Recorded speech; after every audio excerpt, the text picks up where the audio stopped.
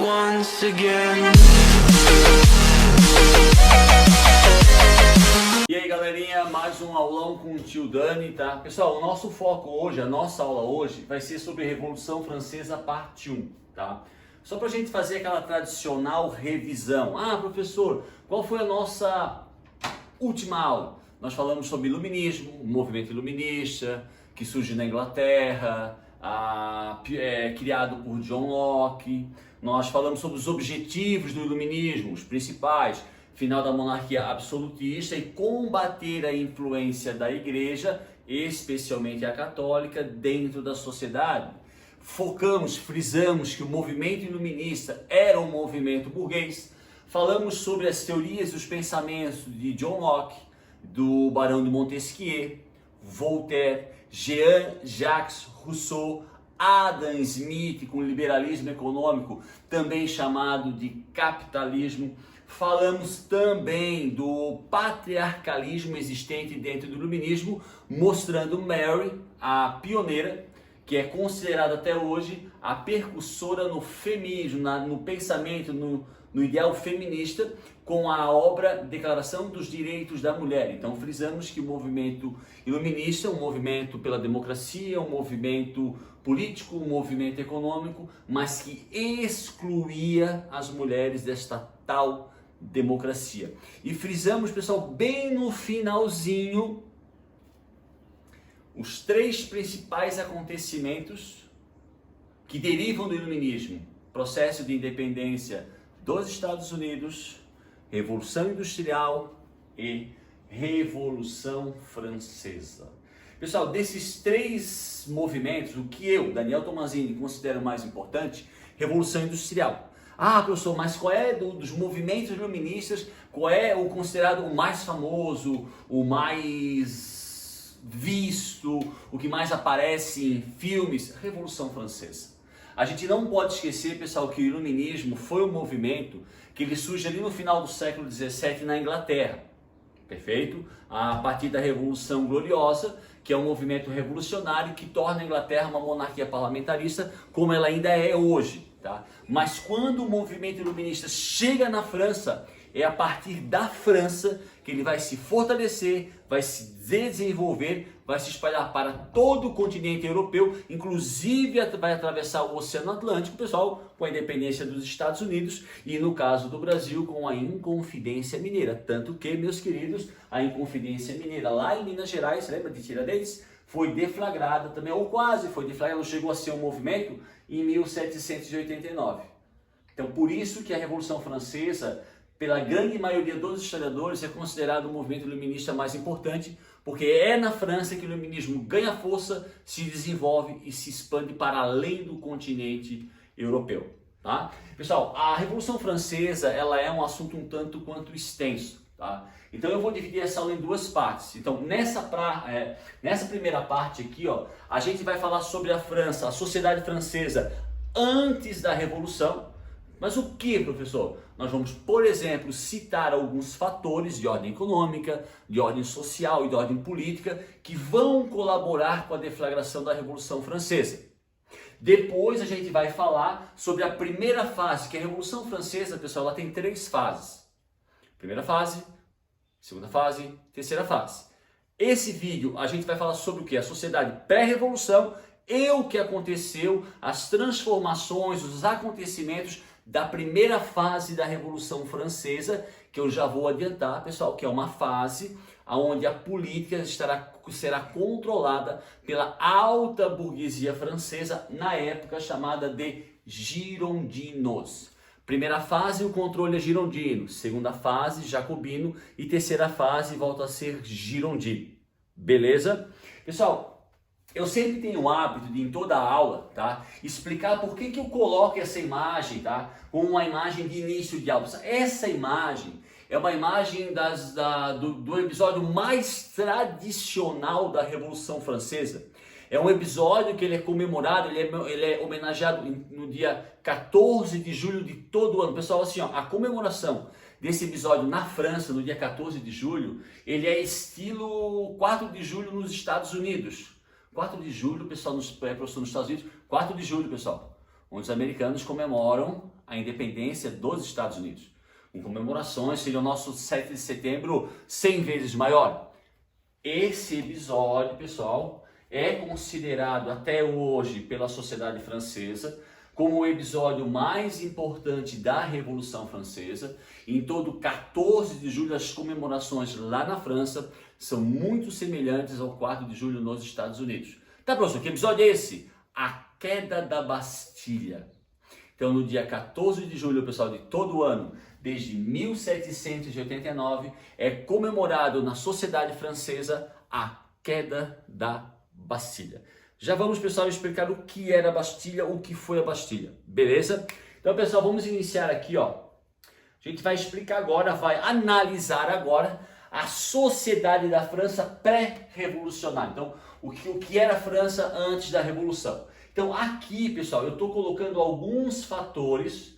Se a gente realmente for analisar a fundo, são centenas de fatores. Aqui eu destaquei o que eu considero os principais, tá? Pessoal, quando vocês assistirem a videoaula sobre a independência dos Estados Unidos, que já está no YouTube, tá? Lá no vídeo sobre a independência dos Estados Unidos, eu falo sobre a Guerra dos 7 Anos. Uma guerra travada entre França e Inglaterra, França e seus aliados, versus Inglaterra e seus aliados, ali pela metade do século XVIII.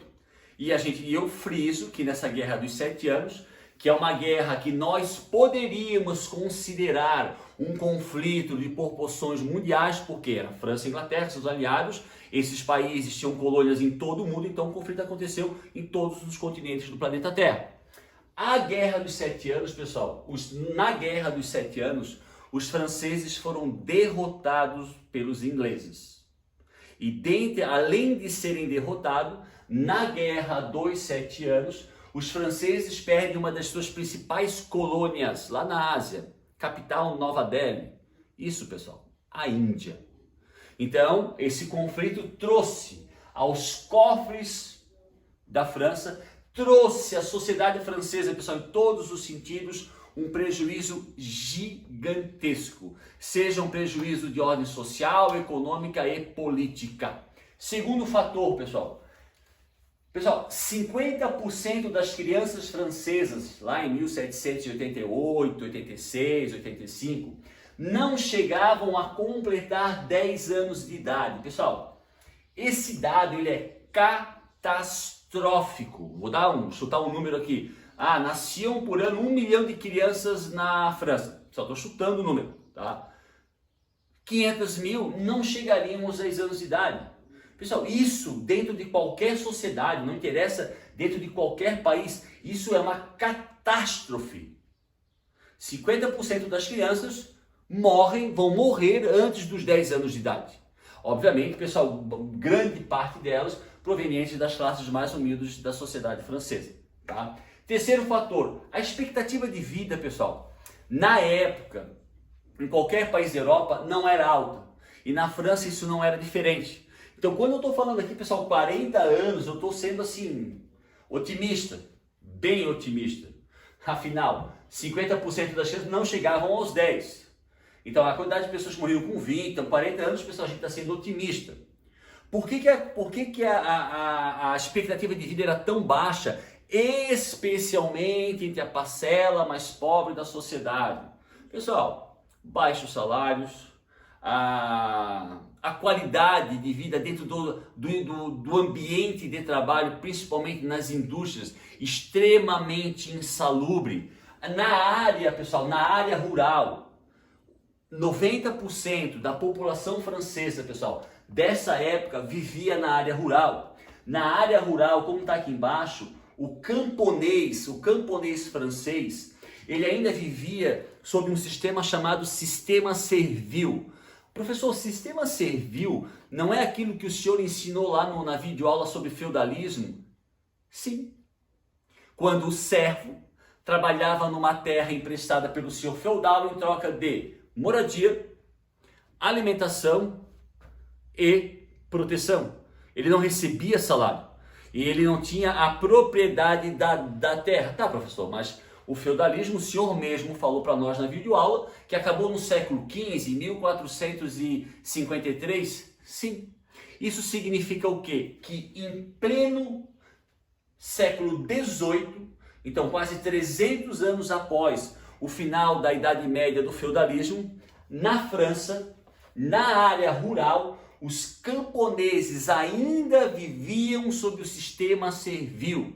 Então, apesar de estarem no século XVIII, o iluminismo, a França, a segunda maior potência do mundo, aquele glamour todo, a França, na área rural, pessoal, ela ainda vivia nos tempos da Europa feudal, onde os camponeses, que eram 80% da população, trabalhavam por proteção, moradia e comida.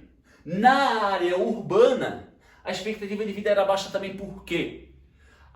Como eu falei antes, o ambiente de trabalho, pessoal, dentro das indústrias francesas, eram extremamente insalubres. Fora que as pessoas não tinham acesso a médico, não existia hospital público. Os salários eram muito baixos. Ali o acesso a uma boa alimentação era coisa rara. O excesso de trabalho nas fábricas, 15, 16, 17 horas. Isso fazia com que, seja na área rural ou na área urbana, a expectativa de vida do povo francês, principalmente o mais humilde, fosse muito baixa. Um outro fator, pessoal, que vai levar à deflagração da Revolução Francesa é a vida de ostentação da nobreza e do alto clero. Pessoal, assim, eu sempre digo e volto a repetir. Quando vocês, porque isso vai acontecer com vocês, quando vocês tiverem a oportunidade, tempo de viajar, e se um dia vocês forem para a Europa, nunca esqueçam, não interessa qual país, pessoal, se é a Rússia, se é a Espanha, se é a Polônia, se é a Alemanha, visitem um castelo. Um castelo que pertenceu a algum rei, a alguma família nobre, né? E quando vocês entrarem nesse castelo, pessoal, vocês vão ver o que era realmente a vida de ostentação da nobreza da Europa do século XVIII, do século XIX, do século XVII. Eu não consigo descrever em palavras, só vendo para entender. Então, enquanto a maciça maioria do povo vivia uma vida extremamente miserável, seja na área rural, seja na área urbana, a vida da nobreza e do alto clero... Pessoal, o que é alto clero? Pessoal, alto clero, quando a gente fala clero, a gente está se referindo à igreja. No caso da França, a França, além de ser o país mais populoso da Europa da época, era o país com a maior população católica do continente europeu. Então, quando eu falo clero, eu estou me referindo à igreja. No caso da França, a igreja católica. O que seria alto clero? Papa, cardeal, bispo. Isso seriam integrantes do alto clero. Então, dentro da França pré-revolucionária, tá? A vida do alto clero e da nobreza francesa era de extrema ostentação, enquanto, em contrapartida, a vida da população francesa, seja da área rural ou da área urbana, era de extrema pobreza e miséria. E até, pessoal, aqui escolhi umas imagens, só para a gente ter uma ideia. Essa imagem, meus queridos, é uma imagem parcial, porque não consegue nem pegar toda, tá? É uma imagem do jardim, mas, pessoal, é maior, tá? Do jardim e do Palácio de Versalhes. Pessoal, isso aqui, ó, isso é o Palácio de Versalhes, construído pelo rei francês, considerado até hoje o ícone do absolutismo europeu, Luís XIV. Só para ter uma ideia, meus queridos, esse palácio tem aproximadamente 700 quartos. Isso mesmo, 700 quartos. Eu nunca tive a oportunidade de visitar, de ir para a França, mas as pessoas que já visitaram, elas dizem o quê? O palácio é estupendo e o jardim é uma outra, me fugiu a palavra, um outro espetáculo à parte. Isso aqui, pessoal, Revolução Francesa, quem governava a França era Luís XVI, neto de Luís XIV. Luís XIV, lá pelo século XVII, foi responsável pela construção do Palácio e do Jardim de Versalhes. Isso aqui, pessoal, é lindo, é magnífico, é uma estupenda obra de arquitetura, é uma estupenda obra, é uma arquitetura esplêndida, mas isso é um exemplo clássico da ostentação da nobreza francesa. Pensa quanto recurso financeiro para construir uma obra dessa magnitude. Um outro detalhe que eu não podia deixar escapar. Isso é o interior, é apenas um corredor, pessoal, um corredor, onde as pessoas passavam do Palácio de Versalhes. Pessoal, como diz o ditado, para um bom entendedor, meia palavra basta. É só olhar, é só analisar os detalhes. E outro detalhe, pessoal, tudo que vocês estão vendo em dourado aqui não é tinta dourada, é ouro. Tudo que vocês estão vendo em dourado, ou é ouro, ou recebeu um banho de ouro, banhado a ouro. Então eu peguei essas duas imagens, pessoal, para a gente sentir o que era a ostentação, a vida de ostentação da nobreza francesa e do clero francês. E em contrapartida, uma vida extremamente miserável do povo da França ali do século XVIII, seja ele da área rural, seja ele da área urbana. E isso, além de trazer, pessoal, sérios prejuízos aos cofres públicos da França, era uma afronta à população francesa, que era assolada por uma alta carga tributária. Tributos, impostos. Então, a vida de ostentação, pessoal, da nobreza francesa e do alto clero é sim um dos fatores que vai colaborar com a deflagração da Revolução Francesa. O outro, como eu já citei aqui, pessoal, a alta carga tributária. Pessoal, a gente vai explicar um pouquinho mais para frente sobre a pirâmide social da França pré-revolucionária. E ali vocês vão entender como essa carga tributária ela era feita de uma forma muito desigual. E isso sim, pessoal, é um dos principais fatores que vai colaborar com a deflagração da Revolução Francesa. Ou, quando vocês assistirem, pessoal, a videoaula sobre a independência dos Estados Unidos, a gente vai focar e vai frisar o quanto foi importante o auxílio da França no processo de independência, no sucesso, aliás, do processo de independência dos Estados Unidos. A França sim, pessoal, eles ajudaram não só com dinheiro, não só com armas, mas enviando tropas. E obviamente, pessoal, esse auxílio dado pelos franceses aos Estados Unidos no seu processo de independência vai custar dinheiro, sendo que a França, anteriormente, já havia sido derrotada na Guerra dos 7 Anos e tinha perdido uma das suas maiores colônias, que era a Índia. Esse auxílio e essa derrota na guerra vão colaborar com o aumento da carga tributária, especialmente sobre as camadas mais pobres da sociedade e principalmente, meus queridos, sobre a burguesia. Não podemos esquecer que a Revolução Francesa é um movimento iluminista. E o iluminismo, pessoal, é um movimento burguês. Só deixa, tá? A outra, pessoal, alta taxa de desemprego, né? E, obviamente, pessoal, o sistema político, que era uma monarquia absolutista, né? Como nós falamos ali na videoaula sobre o iluminismo, o que é uma monarquia absolutista? Haviam leis? Sim. Mas o rei estava acima de qualquer lei. Ele era absoluto, o seu poder era absoluto, ele fazia o que ele queria, aliás. Então o próprio sistema da França, que era uma monarquia absolutista, é sim um dos fatores que vai colaborar com a deflagração da Revolução Francesa. Então aqui, pessoal, eu estipulei 1, 2, 3, 4, 5, 6, 7, 8, 9 fatores. Mas como eu falei anteriormente, se a gente for estudar de forma mais profunda a Revolução Francesa, nós encontraremos outros fatores. Por exemplo, na mesma época, um pouquinho antes da Revolução Francesa, ocorreram inundações, ocorreram nevascas. Isso vai afetar diretamente a produção agrícola. Afetando a produção agrícola, se produz menos alimentos. Com menos alimentos, o preço dos alimentos sobe. Subindo o preço dos alimentos, aumenta a inflação. A inflação vai causar a desvalorização da moeda e a desvalorização do poder de compra do salário, atingindo quem diretamente? As camadas mais humildes da sociedade francesa. Então, se a gente for realmente, se nós formos estudar a Revolução Francesa de forma profunda, nós vamos encontrar, sei lá, 40, 50, 100, 200, 300 fatores que colaboraram com a Revolução Francesa. Aqui somente são alguns, mas importantes, muito importantes. Então aqui, pessoal, a gente já tem um panorama geral do que era ali a sociedade francesa um pouco antes da deflagração da Revolução em 1789. Não esquecendo, frisando mais uma vez, nesse período, a França era governada por Luís XVI, neto de Luís XIV. Beleza, galera? Então aqui tem as imagens que a gente viu agora, pessoal, só para uma forma de enfatizar o que era realmente a ostentação da nobreza francesa, né? Enquanto a nobreza come de manhã caviar, a população comia um pão seco, com água.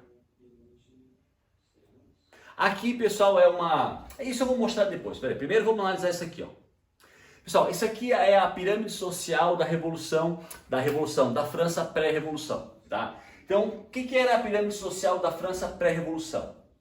1% da população, o topo, que a gente vai chamar de primeiro estado, composta pelo clero. Então, a Igreja Católica, pessoal, ela compunha apenas 1% do total da população francesa, mas ela ocupava o topo da pirâmide social. E se vocês olharem mais aqui do lado assim, ó, a igreja, né, tinha posse da terra, tanto que hoje, pessoal, a Igreja Católica continua sendo, se eu não me engano, a terceira maior proprietária de terras do mundo.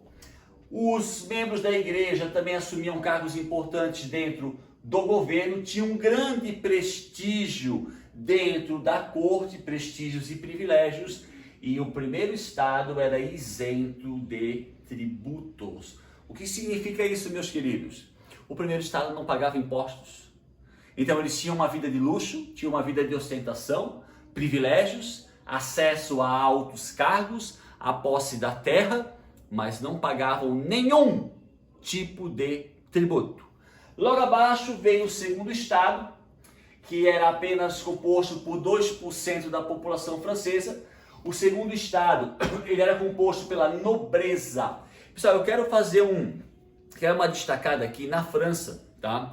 Existiam dois tipos de nobreza. A nobreza de sangue, a hereditária. Eu sou nobre, meu pai foi nobre, meu avô foi nobre, meu bisavô, papapá. E tem a nobreza de toga. O que era na França a nobreza de toga? A nobreza de toga, pessoal, eram membros da alta burguesia francesa, chamados na época de girondinos, que compravam o título de nobreza. Então, professor, quem é a nobreza de toga?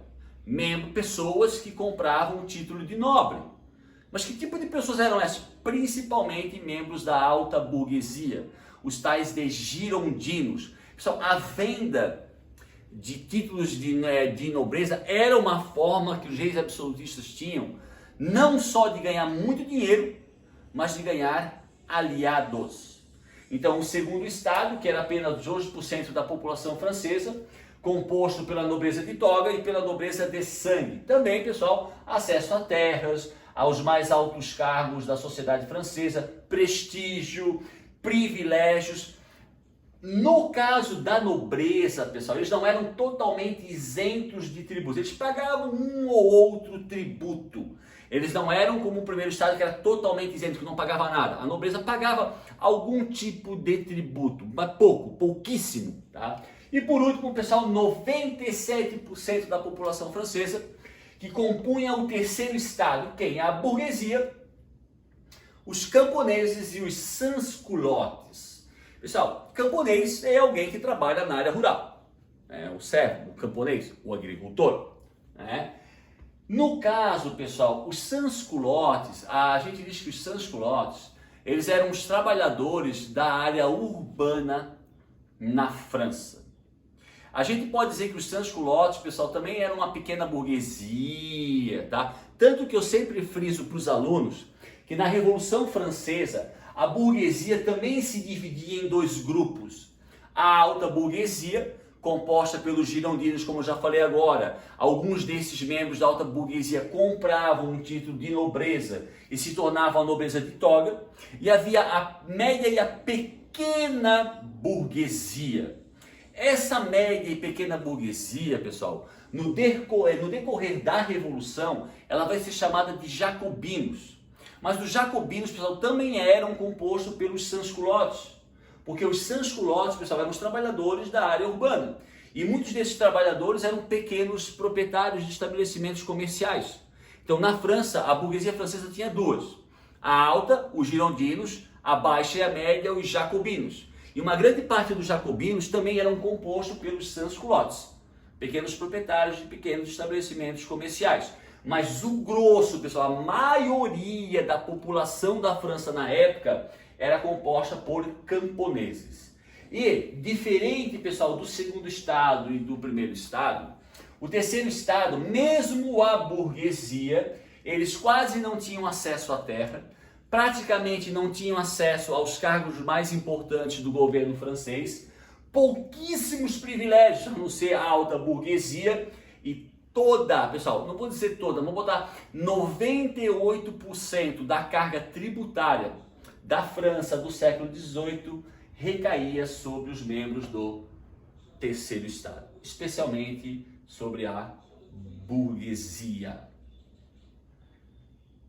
França do século XVIII, 98% da carga tributária recaía sobre o terceiro estado, principalmente a burguesia. Aí eu vou voltar àquela imagem anterior, pessoal. Essa é uma imagem clássica, né? Seria uma sátira, onde essa pessoa curvada seria um membro do terceiro estado, levando nas costas um membro do segundo estado, e aqui tem uma cruzinha aqui, ó, um membro do primeiro estado. Então essa imagem, pessoal, que é uma imagem da época, não é uma imagem nossa, é uma imagem da época, tá? Quer mostrar o quê? Que o terceiro estado levava nas costas o primeiro e o segundo estado. Porque essa vida de luxúria e de ostentação do primeiro e do segundo estado era bancada com o imposto cobrado sobre o terceiro estado. Se vocês forem procurar, pessoal, no Google e na internet, vão aparecer imagens assim, um pouco diferentes dessas, mas com o mesmo objetivo. Um membro do terceiro estado carregando nas costas o membro do primeiro e do segundo estado. Porque o terceiro estado, sobre ele recaía quase 100% da carga tributária, principalmente pela burguesia, porque a burguesia, pessoal, eram os proprietários dos estabelecimentos comerciais de indústrias e empresas. Beleza? Então aqui, ó, já temos um panorama bem geral, bem legal, do que era a Revolução, do que era, aliás, a França antes da Revolução, e dos fatores que vão levar a sociedade francesa, obviamente na sua maioria, a deflagrar um movimento contra o rei Luís XVI. Maravilha?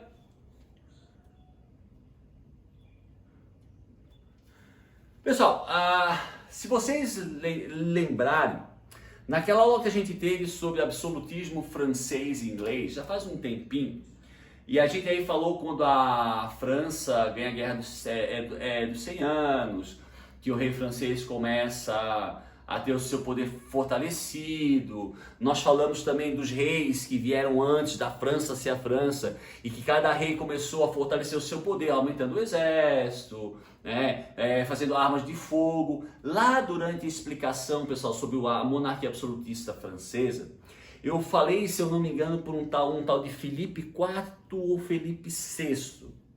Esse rei francês, pessoal, numa época que a França ainda não era a França, lá pelo século XII, pelo século XIII, esse rei Felipe, esse rei francês, numa época que a França ainda não era a França, ele criou os Estados Gerais.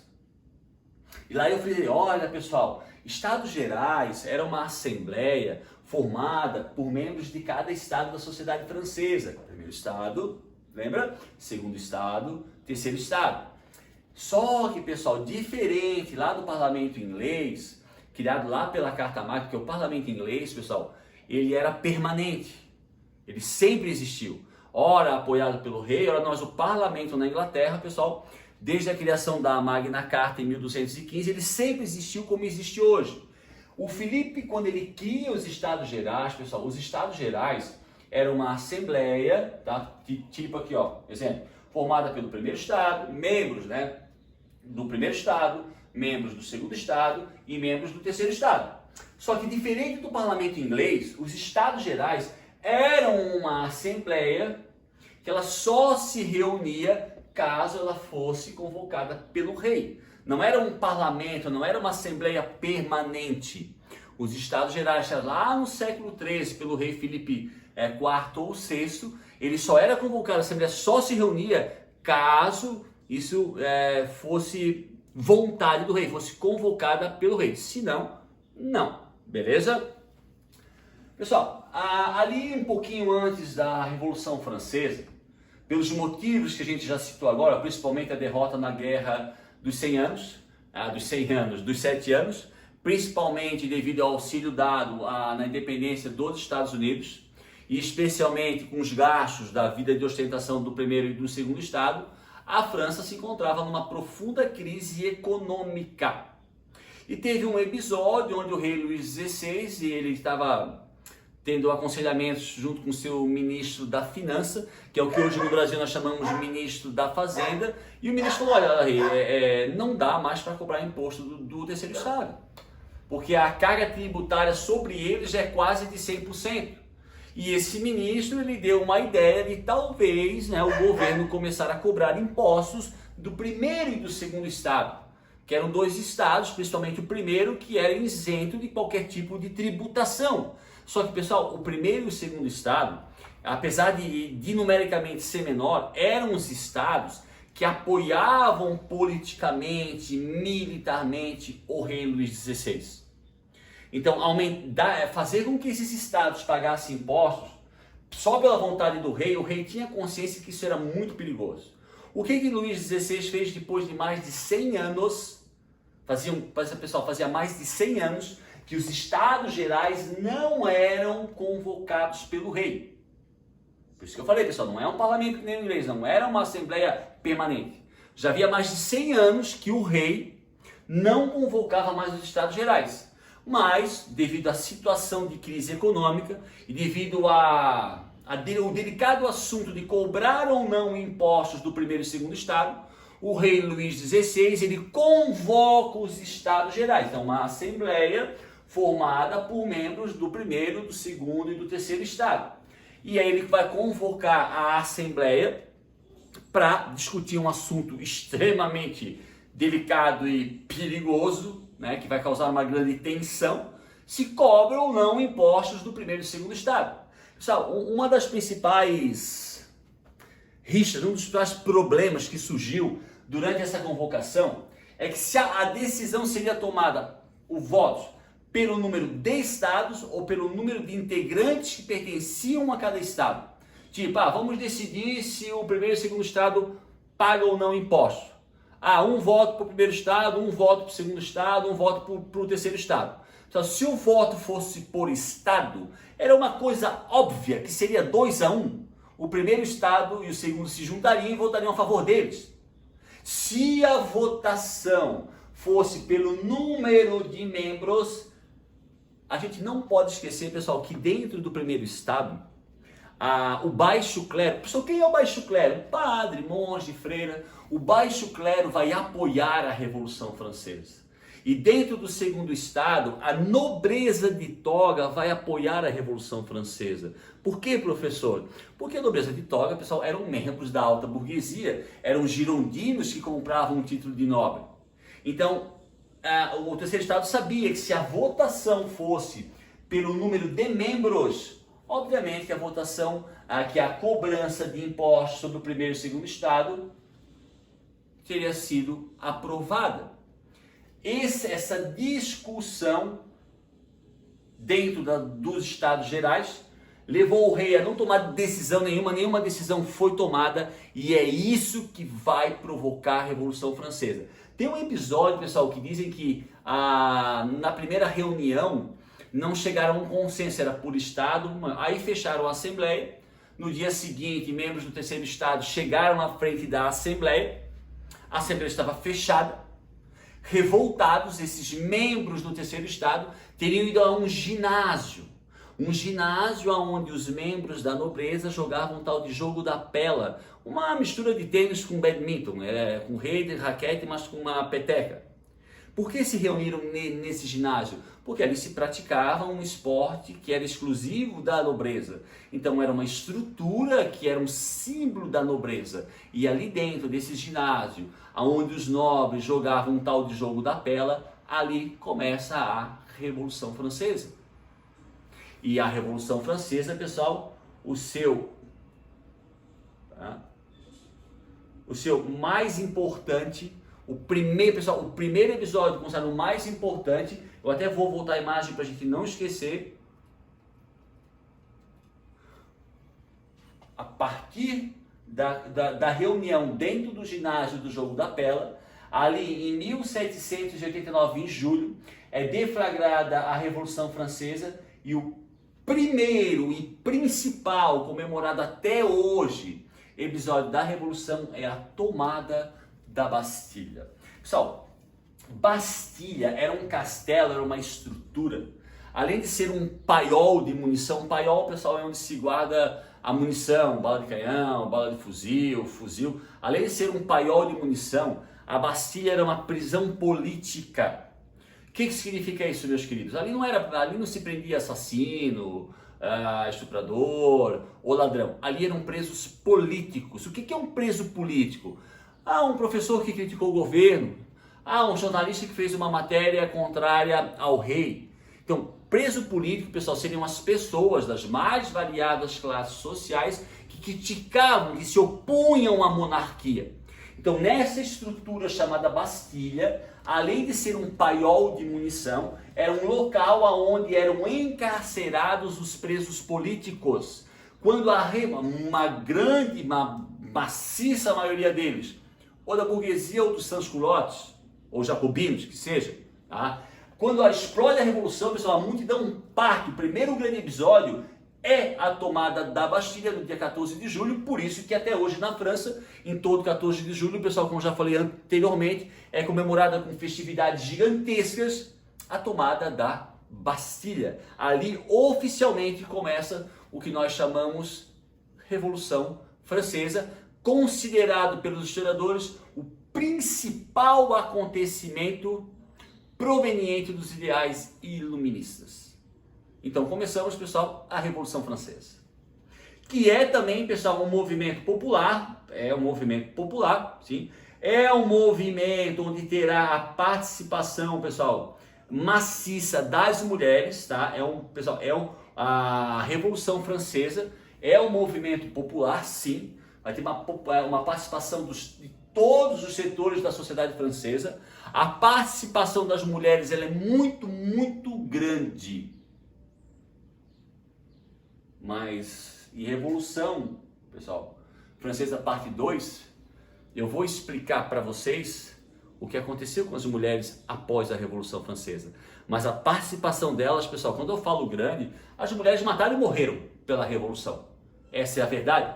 Tanto que o símbolo da Revolução é uma mulher com os seios de fora segurando a bandeira da França. Esse é o símbolo da Revolução.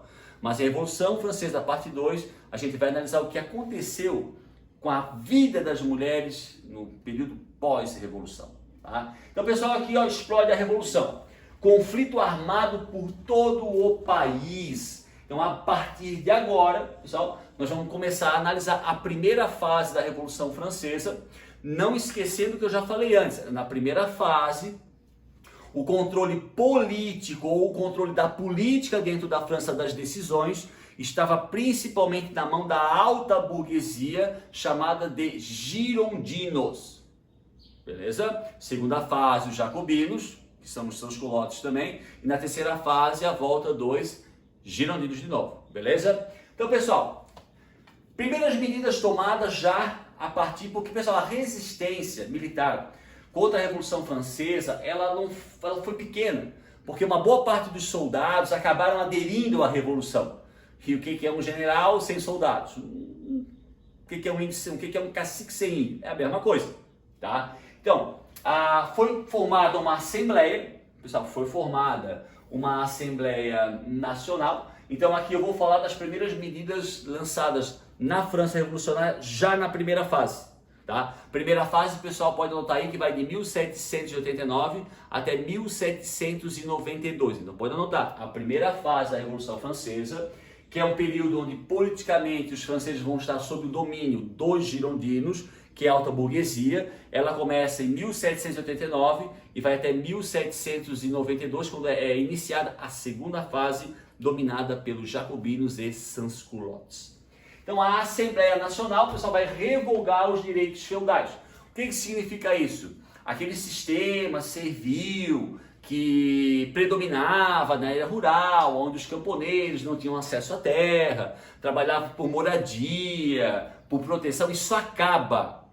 Isso acaba. Então a Assembleia Nacional, formada basicamente pela burguesia, seja alta, média ou baixa, vai revogar os direitos feudais. Então os camponeses não estão mais sob a tutela, sob o comando da nobreza. A própria nobreza vai também perder posse da terra. Na Revolução Francesa, pessoal, inclusive até na primeira fase, já se começa a fazer uma coisa que nós chamamos hoje de reforma agrária, de dar acesso à posse da terra ao próprio camponês. Fim de muitos privilégios da nobreza, por exemplo, a isenção de impostos e o monopólio de cargos públicos. Então, a partir de agora, a nobreza também vai pagar impostos e os mais importantes cargos públicos do Estado francês não vão ser mais só ocupados pelos nobres. Agora podem ser ocupados por outras pessoas, principalmente por membros da burguesia. É também feita a Declaração dos Direitos do Homem e Cidadão. Não confundam com Declaração dos Direitos Humanos. Que isso é uma coisa extremamente moderna, pós Segunda Guerra Mundial, 1945, 1946. Isso aqui não é Declaração dos Direitos Humanos, Declaração dos Direitos do Homem e Cidadão. Quem era considerado cidadão na França revolucionária? Homem. Então os direitos vão ser dados aos homens. Declaração dos Direitos do... Pessoal, essa frase aqui embaixo não é uma frase minha, tá? Essa frase, ela foi dita por Erich Hobsbawm. Erich Hobsbawm, ele é considerado até hoje um dos maiores e melhores historiadores do mundo. Morreu faz uns 8 ou 9 anos, com 94, 95 anos, produzindo. Se vocês quiserem uma boa leitura, um livro do Erich Hobsbawm, A Era dos Extremos. Ó, excelente leitura, tá? Erich Hobsbawm, o que ele falou sobre a Declaração dos Direitos do Homem e Cidadão? Esse documento é um manifesto contra a sociedade hierárquica de privilégios. Era um documento que criticava aquela sociedade da nobreza, da Igreja Católica, mas não um manifesto a favor de uma sociedade democrática e igualitária. Pessoal, a Revolução Francesa, ela é um movimento iluminista. É um movimento que prega contra os privilégios da nobreza, contra os privilégios da Igreja Católica, mas não é um movimento necessariamente democrático e que vai trazer igualdade. A própria Declaração dos Direitos do Homem e do Cidadão, por exemplo, exclui as mulheres. Então, voltando a repetir uma frase de Erich Hobsbawm. Esse documento é um manifesto contra a sociedade hierárquica de privilégios. Beleza. Mas não um manifesto a favor de uma sociedade democrática e igualitária. É por isso, pessoal, que vai acontecer a segunda fase da Revolução, que os jacobinos tomam o poder. A primeira fase, pessoal, ela é uma fase comandada pela alta burguesia, que inclusive, pessoal, muitos membros da alta burguesia pertenciam à nobreza vitória. Então, nessa primeira fase, isso vai desagradar muito aos sans-culottes, as camadas mais humildes da sociedade, que vão continuar a ser excluídas da vida política e dos direitos. Por isso que acontece a segunda fase. Tá? Logo em seguida, pessoal, como estamos falando de um movimento iluminista, e o iluminismo é contra a influência da Igreja Católica, é aprovada a Constituição Civil do Clero. O que significava isso? A partir desse documento chamado Constituição Civil do Clero, dentro da França revolucionária, a Igreja Católica estava subordinada ao comando do Estado. Resumindo, Quem mandava na Igreja Católica dentro da França revolucionária? O Estado, o governo. Pessoal, professor, o que o Vaticano achou disso? Pessoal, o Vaticano era contra, ou a Igreja Católica de forma geral, ela era totalmente contra o movimento iluminista. E quando o país mais populoso da Europa da época, o país com a maior população católica da época, quando nesse país a igreja passa a ser controlada pelo Estado, através da Constituição Civil do Clero, o Vaticano ficou muito pé da vida. Então essas, pessoal, são medidas implementadas e aprovadas durante a primeira fase da Revolução, destacando mais uma vez, fase liderada e comandada pelos girondinos, que eram a alta burguesia francesa, beleza? Mas que causaram uma grande insatisfação entre os jacobinos e os sans-culottes.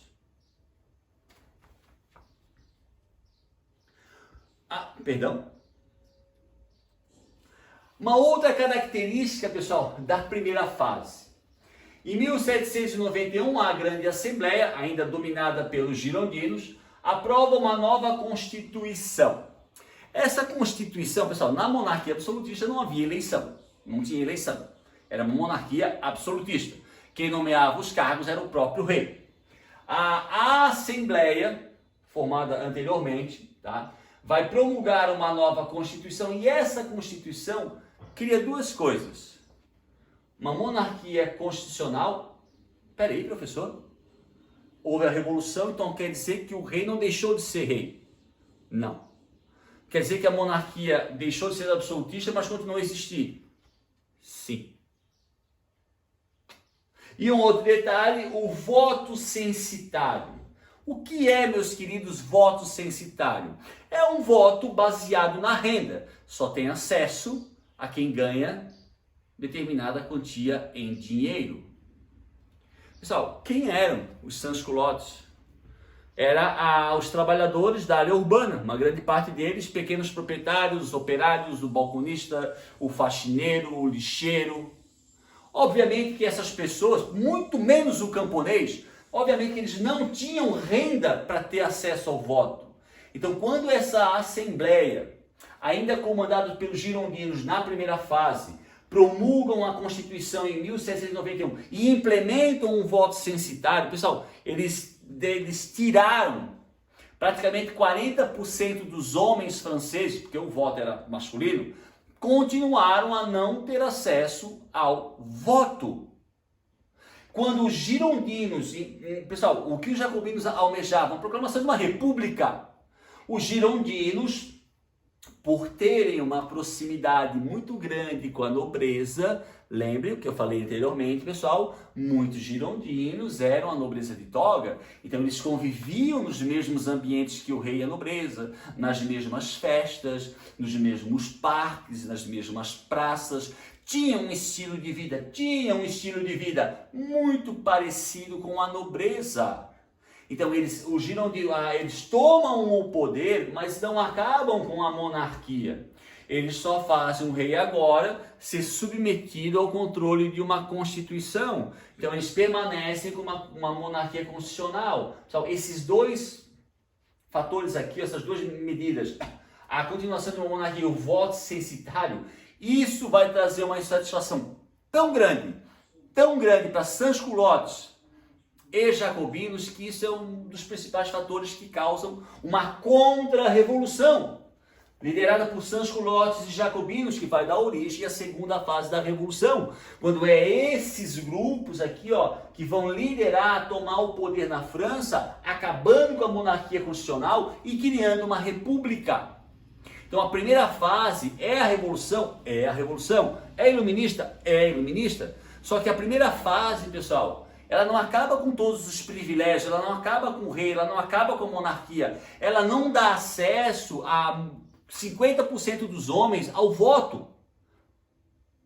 Então essa primeira fase, ela é a Revolução Francesa, tá? Trouxe transformações, mas ela desagradou profundamente os sans-culottes e os jacobinos, que vão provocar uma contra-revolução, né? uma reação que vai dar origem à segunda fase da Revolução Francesa, com a proclamação da República.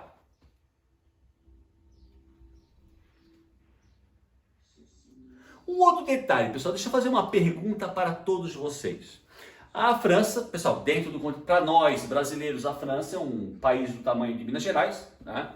Minas Gerais é grande, mas o Brasil é maior ainda, né? Mas em nível de Europa, pessoal, territorialmente a França é um país muito grande. Não sei se é o maior, mas se não for o maior, é um dos 3 maiores. Tem ali a Alemanha, a Espanha e a França. A gente não pode esquecer que quando a Revolução foi deflagrada, e a Revolução Francesa, como a gente falou anteriormente, é um movimento iluminista, é um movimento contra as monarquias absolutistas, é um movimento antirreligioso. Quando a Revolução Francesa foi deflagrada no país mais populoso da Europa, no país mais católico da Europa, ou com a maior população católica, e eu acho que no maior país da Europa, o que os outros países da Europa acharam da Revolução Francesa, levando em consideração que a França era cercada por outras monarquias? E a Revolução Francesa é um movimento iluminista contra as monarquias.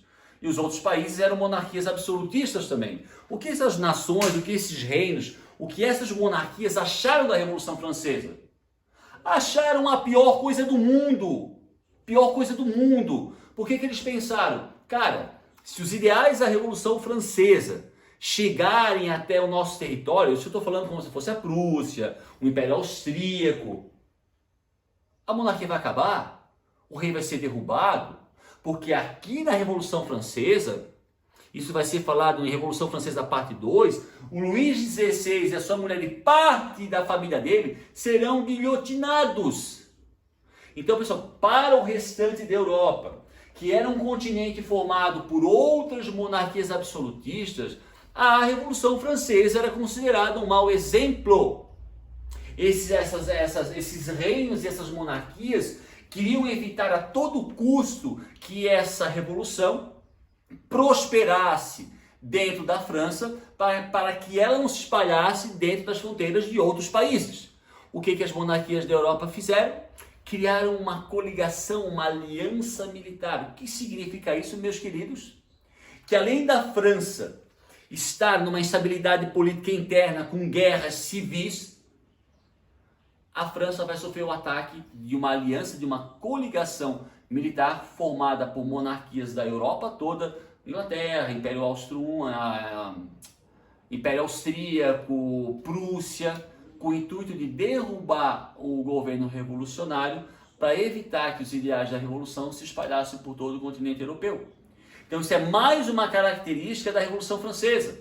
Ela vai sofrer, pessoal, se eu não me engano foram 7 ou 8 tentativas dessa coligação formada por outras monarquias da Europa de tentar invadir a França para derrubar o governo revolucionário e reestabelecer a monarquia absolutista na França.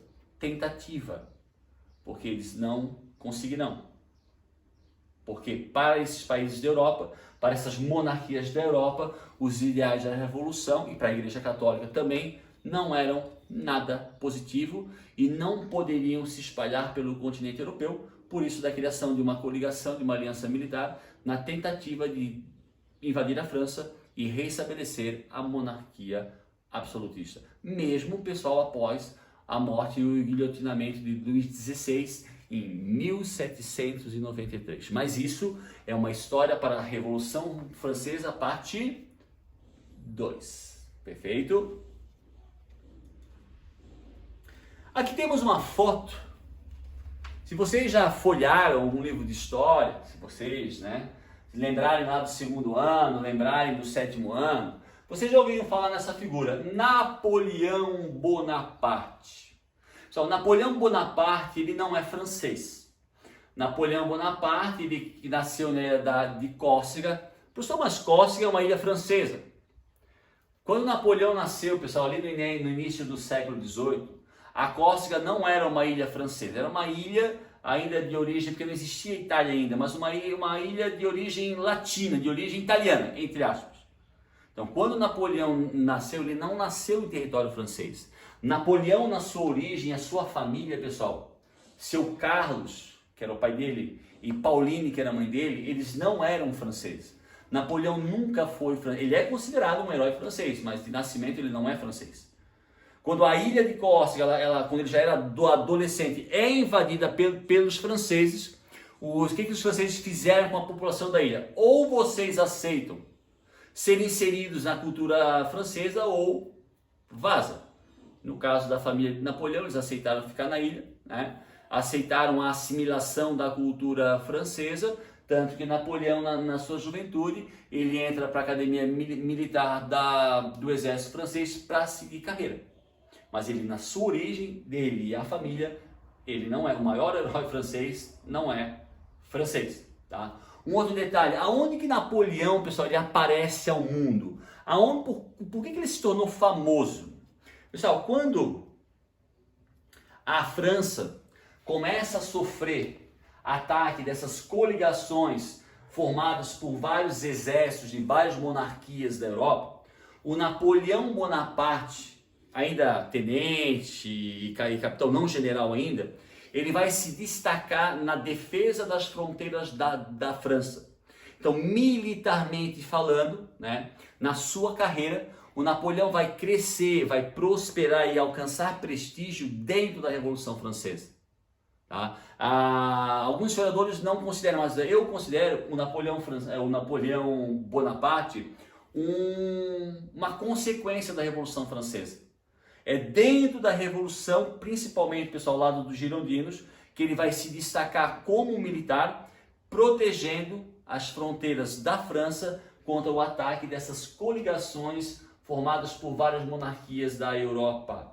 E ele não só vai atacar, mas vai chegar um momento, a gente vai ver um pouco mais à frente, pessoal, onde ele vai contra-atacar, inclusive dominando o território dessas próprias monarquias. É nesse contexto, dentro da Revolução Francesa, principalmente ao lado dos girondinos e na defesa das fronteiras do país contra a ocupação ou a tentativa de ocupação dessas coligações, que Napoleão Bonaparte começa a alcançar um prestígio não só dentro do exército francês, mas dentro do cenário político francês e principalmente em meio à população francesa. Tanto é que a gente vai falar, pessoal, na Revolução Francesa parte 2, que o término da Revolução Francesa, entre aspas, primeira fase, segunda fase, a terceira fase, ela vai ser encerrada com a deflagração da Era Napoleônica, um período de 16 anos onde quem vai governar a França é Napoleão Bonaparte. Então, essa figura, pessoal, que ainda é uma figura muito, muito admirada dentro da França. Se vocês têm alguma dúvida disso, pesquisem aí no celular aonde está enterrado Napoleão na França. Vocês vão ficar de cara. Se vocês olharem a estrutura onde ele está enterrado, ninguém que não tenha respeito seria enterrado ali. Pesquisa no celular, pessoal, aonde Napoleão está enterrado na França hoje. Então essa figura, tá, famosa e ainda muito prestigiada dentro do território francês, surge, cresce, se fortalece como político e militar dentro da Revolução Francesa, mas principalmente, pessoal, ao lado da burguesia, ao lado dos girondinos. E é no final ali da terceira fase, né, que vai ter início a Era Napoleônica, que isso é uma outra história. Beleza? Então, pessoal, aqui nós chegamos ao fim da Revolução Francesa, parte 1. Tá? Na próxima videoaula, falaremos sobre a Revolução Francesa, parte 2. O final da primeira fase, os acontecimentos que levaram ao guilhotinamento do rei e da rainha, aos acontecimentos e fatores que colaboraram com a proclamação da República Jacobina, então o início da segunda fase. Falaremos sobre a Era de Terror, então, durante a segunda fase, sob o comando de Maximilien de Robespierre, um jacobino, serão guilhotinadas aproximadamente 47 mil pessoas, isso em questão de 1 ano e meio. Falaremos também sobre a reação do Termidor, que é quando os girondinos derrubam a República Jacobina e instalam um segundo governo girondino, dando origem à terceira fase da Revolução. E aí ali a gente fala durante a terceira fase, o período de grande instabilidade que estava acontecendo dentro da França, que vai levar Napoleão Bonaparte, com o apoio dos girondinos, ao poder máximo na França, dando início ali no finalzinho do século XVIII, 1799, ao início da deflagração da era napoleônica, que vai se estender de 1799 até 1815. Mas isso, como eu falei, meus queridos, é uma outra história. Beleza? Pessoal, espero que tenham gostado, tá? Aquele aviso de sempre, tradicional. Continuem a estudar, criem uma dinâmica de estudo, horário de estudo, anotações. Professor, o vídeo tem 1 hora. Pessoal, já falei em outros vídeos. Assiste um pouco agora, um pouco depois. Como é um vídeo gravado, vocês têm o poder de ir e voltar. Mas vocês têm que criar uma dinâmica de estudo, anotações. Se tiverem dúvidas, perguntem, usem a plataforma, as redes sociais, perguntem para os professores, não só de história. Tirem as dúvidas. Apesar disso tudo, pessoal, nós continuamos a ser professor. Então, se tem dúvida, perguntem, usem a tecnologia. Nós usamos a tecnologia para tanta coisa, utilizem para tirar as dúvidas, tá? E sempre acompanhem os vídeos, façam as tarefas, beleza, galera?